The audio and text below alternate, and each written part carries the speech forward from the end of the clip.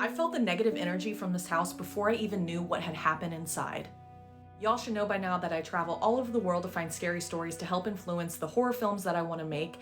And this place was in Athens, Georgia, that I found through asking the locals what's the scariest place in town. I do this anytime I go to a new location, and everyone told me to go visit the murder house. I asked them to not give me any more details beyond that, and I got the address, and this is what I found when I pulled up. It was pretty unassuming, and I did a walk around the perimeter to find that there was nobody there and it was a vacant home. This is what I found when I walked up to the left side of the house. It was a beautiful porch, and I looked to my left and I saw these beautiful doors. Again, in this moment, I knew nothing about this house and what had happened there. So I walked up to these doors and I put my hand on this doorknob right here, and immediately a jolt of what I can only describe as electricity shot up through my body, and I had to pull my hand back really quickly. And I just felt this impending doom and knot in my stomach, and I backed up slowly. And what I didn't realize at the time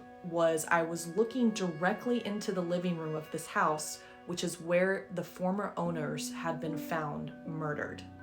I was so freaked out that I immediately drove home and started doing research. What I quickly found was that I was at the location of the Sutton family murders. Glenn and Rachel Sutton, a couple, had been murdered by, at the time, a 16-year-old with a spear in their own home and rolled up in a carpet.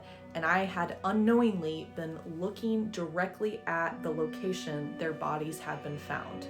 This was truly one of the scariest moments of my life, and I've never had this feeling before or since in any location I've ever been to. And I can only describe it as I was feeling the negative energy and the pain from the day that these people were found. And that was April 25th, 1987. Clinton Bankston pled guilty and he was sentenced to life. And there's a lot more information I'm skipping over in lieu of time, but I've done a couple of videos on this case before. But yeah, I wanted to share because it truly was one of the first times I've ever had what I would consider a paranormal experience.